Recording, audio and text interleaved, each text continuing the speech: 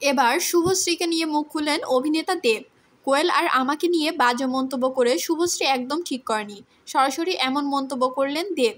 সবাই জানেন কিছুদিন আগে এক অনুষ্ঠানে কোয়েল ও দেবকে নিয়ে তীব্র মন্তব্য করেছিল শুভশ্রী। দেব তখন কোয়েলের পাশে বসেছিলেন আর পাশে ছিল কোয়েলের স্বামী নিসপাল সিং। এই দৃশ্য নিয়ে শুভশ্রী নানা রকম কথা বলেন, কিন্তু এবার দেব চুপ থাকলেন না। তিনি স্পষ্ট জানিয়ে দিলেন, কোয়েলকে অপমান করে শুভশ্রী ঠিক করেনি। আমি জানি ও কেমন মানুষ, এমন মন্তব্যের কোনো মানেই হয় না। এই ঘটনা নিয়ে শুধু দেব নয়, ভক্তরাও এখন শুভশ্রীকে নিয়ে সমালোচনা করছে। তো বন্ধুরা, আপনাদের কি মনে হয়, দেব ঠিক করেছে নাকি ভুল? কমেন্টে জানাতে ভুলবেন না। আর ভিডিওটি ভালো লাগলে লাইক, কমেন্ট ও শেয়ার করে পাশে থাকবেন।